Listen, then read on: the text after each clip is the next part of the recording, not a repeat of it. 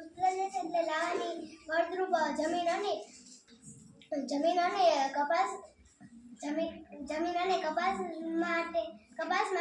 કપાસની ખેતી માટે અનુકૂળ બને છે.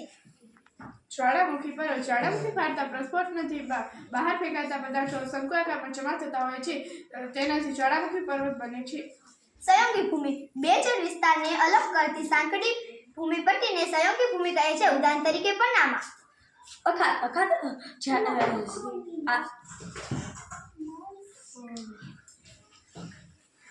ભૂસી એટલે કે ઊંડો લંબાત્મક છેડો જે જળભાગને ફેલાયેલો હોવાથી જળભાગને જેને આપણે સંજ્ઞા પણ આપી શકાય. સમુદ્રધુની બે જળ વિસ્તારોને જોડતી સાંકડી જળપટ્ટીને સમુદ્રધુની કહે છે. ઉદાહરણ તરીકે ભારત અને શ્રીલંકા વચ્ચે આવેલી પાર્કની સમુદ્રધુની.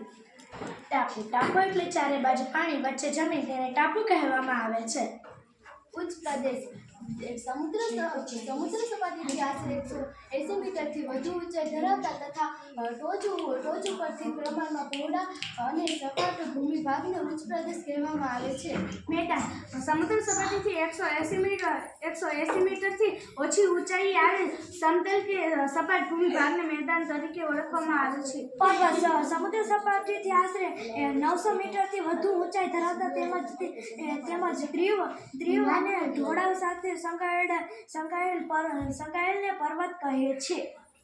દ્વીપકલ્પ જે ભાગમાં ત્રણેય બાજુ જમીન અને સમુદ્ર હોય છે તેને જોડાયેલો હોય છે તેને દ્વીપકલ્પ કહે છે. દાખલા તરીકે દક્ષિણ ભારત, સૌરાષ્ટ્ર.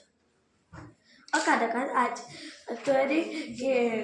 જળ વિસ્તારમાં ત્રણેય બાજુથી ભૂમિથી ઘેરાયેલો હોય તેને અખાત કહેવાય છે. ઉદાહરણ તરીકે ખંભાતનું અખાત અને કચ્છનું અખાત.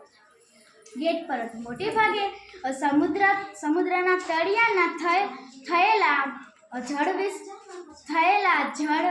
જળ સંચાઓને એકત્ર થયેલા નિક્ષેપણમાં દબાણમાં આવતા કરચલીઓ કે ગેટ પડે છે તેને ગેટ પર્વત કહેવામાં આવે છે.